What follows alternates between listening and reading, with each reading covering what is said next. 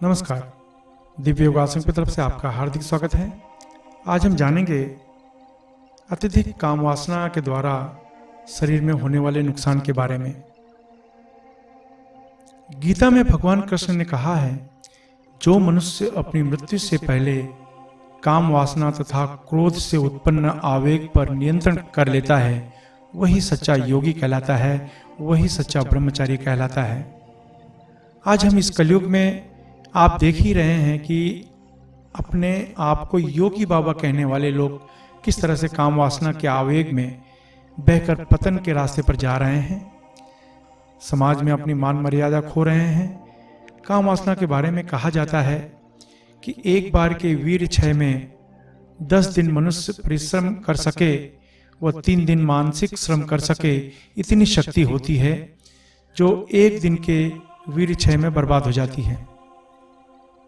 फिर भी लोग काम वासना के वशीभूत होकर अपने जीवन को नर्क के समान बना लेते हैं, क्योंकि अधिकांश समस्या का मूल कारण ही वीर्य क्षय या काम वासना माना जाता है। आयुर्वेद के अनुसार सप्त धातु में 7वां रूप वीर्य का तो 8वां रूप ओज का या तेज का माना जाता है। यही तेज प्रभामंडल बनकर मनुष्य के सिर के चारों तरफ फैल जाता है। देवी देवता तथा साधु संत के सिर के चारों तरफ आपने प्रभामंडल देखा होगा, वही सप्त धातु का 8वां रूप यानी तेज माना जाता है। पश्चिम के वैज्ञानिक कहते हैं कि किशोरावस्था में या किसी भी उम्र में अत्यधिक वीर्य क्षय होने से अनेकों प्रकार की समस्याएं आती हैं, जैसे कि शरीर में दाग होने लगते हैं, चेहरे में मुहासे आने लगते हैं, चेहरा निर्जीव होने लगता है, दाढ़ी जल्दी नहीं आती, आंखें अंदर को धसी हुई होती हैं, रक्त की कमी महसूस होती है, दुखी करने वाले सपने आते हैं, स्मरण की समस्या आनी शुरू हो जाती है, दुर्बलता आनी शुरू हो जाती है, नींद नहीं आती, उदासी छाई रहती है, शरीर में आलसपन भरा रहता है, शरीर कांपने लगता है, श्वास लेने में तकलीफ होती है, पीठ में दर्द होने लगता है, जोड़ों में दर्द होने लगता है, सिर में दर्द होने लगता है, नींद में पेशाब होने लगती है, मानसिक कमजोरी आ जाती है, विचार शक्ति कमजोर होने लगती है, अत्यधिक स्वप्न दोष होने लगते हैं तथा वृद्धावस्था का असर बढ़ने लगता है। इन सब का एक ही कारण है, अत्यधिक वीर्य क्षय। फिर चाहे यह स्वप्न दोष के माध्यम से हो या शारीरिक संबंध के माध्यम से हो, वीर्य क्षय 2 कारणों से ज्यादा होता है। पहला शारीरिक व दूसरा मानसिक संबंध। इसमें सबसे ज्यादा नुकसान कारक मानसिक संभोग माना जाता है। यह शरीर में गर्मी की मात्रा को बढ़ाकर शरीर को गलाने लगती है। इस समस्या पर सही तरीके से ध्यान न दिया जाए तो पूरा जीवन बर्बाद होने लगता है, क्योंकि काम वासना का आवेग आने पर मनुष्य की बुद्धि, विचार शक्ति, विवेक, संकल्प शक्ति सब नष्ट होने लगती है। यही संकल्प शक्ति को मजबूत बनाने के लिए व्यक्ति को महीनों महीनों का अभ्यास करना पड़ जाता है। याद रखें, प्राण शक्ति, वीर शक्ति जो आपके जीवन का आधार है, यही आपके चेहरे को चमकाता है, यही आपके अंदर जान डालता है, यही आपके व्यक्तित्व को चुंबकीय बनाता है। इसके अलावा वीर ही आध्यात्मिक शक्ति का ईंधन माना जाता है। जिस मनुष्य का वीर क्षय ज्यादा हो जाता है, उसे आध्यात्म क्षेत्र में आगे बढ़ने में अत्यधिक कठिनाई का सामना करना पड़ता है।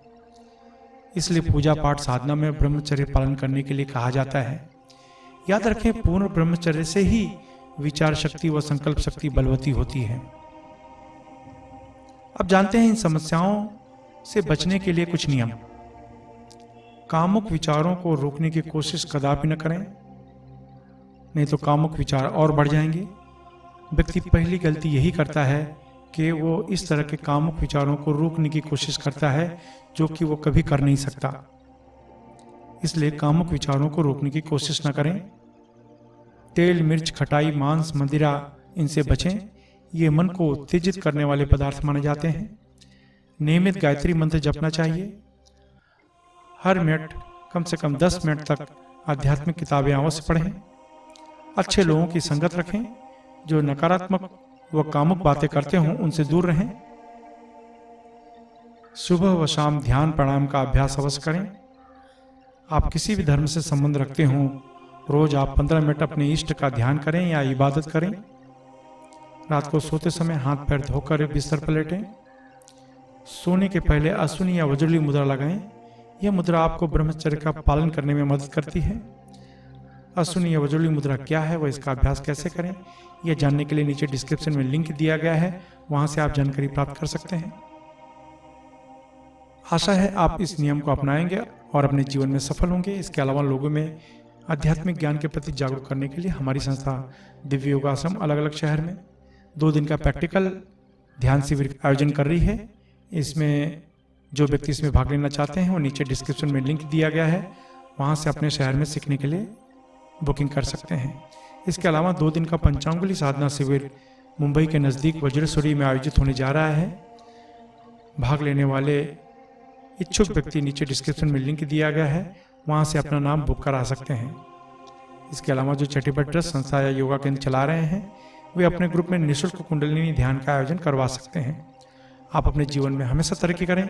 इसी शुभकामना के साथ धन्यवाद।